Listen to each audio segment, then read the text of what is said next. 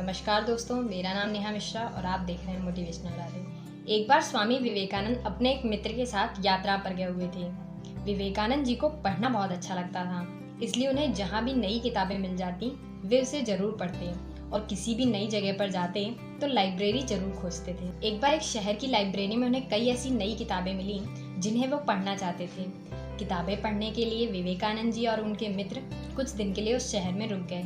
उनके मित्र उन्हें लाइब्रेरी से संस्कृत और अंग्रेजी की नई नई किताबें लाकर देते थे और विवेकानंद जी उन किताबों को एक दिन में ही पढ़कर वापस कर देते थे। कई दिन तक ऐसा चलता रहा और लाइब्रेरियन ये देखकर हैरान था।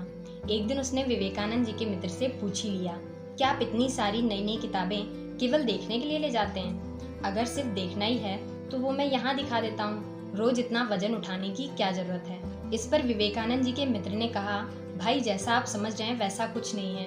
मेरे मित्र ये सारी किताबें पूरी गंभीरता से पढ़ते हैं, इसके बाद ही मैं इसे यहाँ वापस करने आता हूँ। ये बात सुनकर लाइब्रेरियन ने कहा कि यदि आपकी बात सच है तो मैं उनसे एक बार जरूर मिलना चाहता हूँ। तब विवेकानंद जी के मित्र ने अगले दिन उन्हें लाइब्रेरी लेकर आने की बात कही। अगले दिन विवेकानंद जी के मित्र उन्हें लेकर लाइब्रेरी पहुंचे।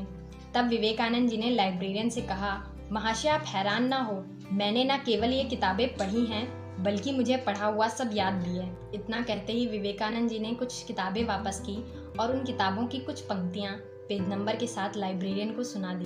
तब लाइब्रेरियन हैरान रह गया और उसने विवेकानंद जी से इतनी अच्छी याददाश्त का रहस्य पूछा। तब विवेकानंद जी ने कहा कि अगर पूरी एकाग्रता के साथ कुछ पढ़ा जाए तो पढ़ा हुआ लंबे समय तक याद रहता है, लेकिन इसके लिए एक और बात जरूरी है कि हमारे मन की धारण करने की क्षमता अच्छी होनी चाहिए। एकाग्रता और धारण करने की शक्ति बढ़ाने के लिए रोज ध्यान करना चाहिए, पढ़ना चाहिए और अभ्यास करना चाहिए। चलिए दोस्तों, आज के लिए इतना ही।